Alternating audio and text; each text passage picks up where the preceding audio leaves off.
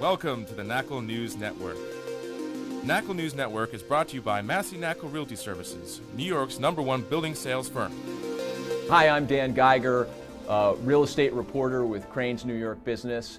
Welcome to the Knakal News Network. I'm here with Bob Knakal, chairman of Massey Knakal. In this segment, we're going to be talking about supply and demand in the Manhattan marketplace. Bob, what's happening on the supply side these days? Well, Danny, actually, we expected supply to go down very significantly in the first quarter of this year. I think the threat of capital gains increases probably made some people sell that might not have sold naturally. But to our surprise, the supply of available properties actually has been pretty good. And it seems to be increasing as we get month by month into the year. So we think the supply is going to be pretty good this year.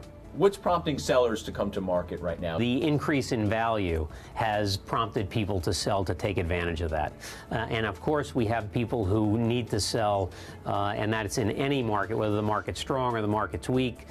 Death, divorce, taxes, partnership disputes, what have you, induce people to need to sell. But the discretionary sellers today are selling because they want to take advantage of a tremendous market. Let's talk about demand. What are you seeing on the demand side? We have conditions where all the demand drivers are in full speed ahead mode. We have the high net worth individuals that are very active. The New York families are still actively looking to buy. The foreign market been just on fire. And we've seen the institutional capital come back aggressively looking. And that is certainly putting us in a position where there is tremendous upward pressure being exerted on prices today. Where are these foreign buyers coming from, Bob? Danny, they're literally coming from all over the globe. We looked at all the transactions that our firm has done over the past 2 years, and we've sold properties to buyers from 39 different countries just in the past 24 months. Not surprisingly, a large percentage of those were from China. And interestingly, most of the capital that comes in to the U.S. Is from countries that are our main trading partners. So you see a lot of capital coming in from Canada, from Mexico. Foreign buyers look at the market and they look at buildings in New York City almost like safety deposit boxes. All they want to do is make sure that when they want to get access to their money, they'll be able to. Talk about the Chinese investors for a moment. Chinese investors have always been interested in New York, but we're seeing the number of Chinese buyers that are looking to purchase and that actually are buying is up very, very significantly.